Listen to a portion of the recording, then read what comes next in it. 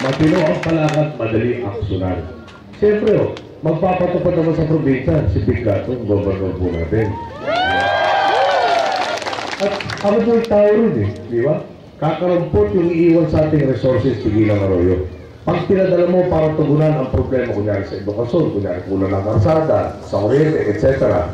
Ang gusto mo naman, dalawang tao, pareho silang bigyan mo kami ito, yung isa ka kinala mo.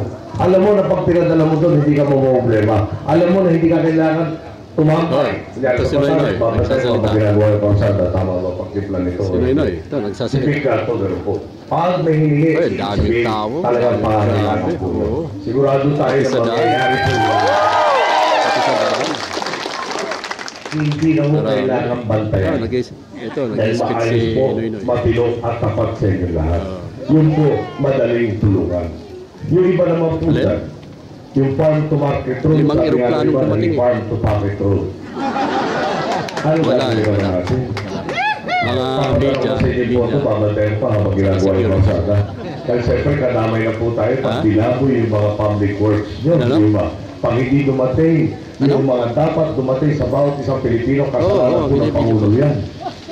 Kailangan natin nagkasangga na masisigurado natin katulong at hindi pahaba. Yun po, makikita natin sa katawan ni Bigato. 10 na lahat na ating mga kandidato sa iba't ibang pwesto po dito sa inyo sa Batanes. Kaya matinding pakiusap sa inyo.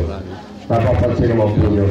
Itong buko talaga hindi ko nahuwain. Nakadilaw lahat ng tao Hanggang hindi natin naayos ang problema ng Pilipinas. Pag hindi ka nakasangga, ano ang susuklayin ko pagdating ng araw? Hihingi na ako ng car wax kay Butch. At saka ano lang, di ba, papayad ng konti dito, gagano-gano lang Huwag naman, Si Butch yung nakahanap ng dila, ako wala pa ako Mamaya ako kakanta si Butch ang team song nila.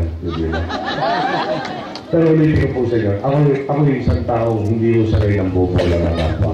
Sayang ko yung oras ko, mangbobola na lang tayo. Ulitin ko po sa inyo, nandito ako sa Batanes dahil importante po ang mayahalan natin si Dina Abad, si Bigato sa Pulato.